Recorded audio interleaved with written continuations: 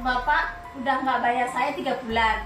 Jadi saya bawa beras sama teh buat anak saya makan. Pertengkaran sengit antara seorang majikan dan asisten rumah tangga, ART, tengah ramai dibicarakan.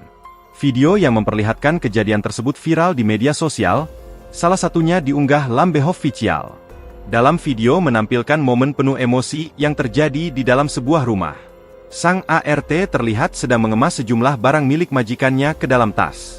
Ia mengaku tindakan ART tersebut bukan tanpa alasan, melainkan sebagai bentuk kompensasi atas gaji yang belum dibayarkan majikan selama 3 bulan. Rekaman berdurasi sekitar 1,5 menit ini memperdengarkan suara sang majikan seorang pria. Ia terdengar tampak marah besar sambil terus merekam ART-nya. Sang majikan menuduh perempuan yang telah bekerja di rumahnya tersebut mencuri barang-barang miliknya. "Balikin barang-barang saya, ini pembantu nggak tahu diri ngambil barang-barang saya," teriak pria tersebut di awal video. Ia pun mendesak agar semua barang yang diambil, termasuk beras dan bahan makanan lainnya, segera dikembalikan. Namun, sang ART tidak tinggal diam. Dengan nada tenang namun penuh tekanan, ia berusaha menjelaskan alasan di balik tindakannya. "Kan Bapak udah nggak bayar saya 3 bulan. Ujarnya, melansir tribunstyle.com.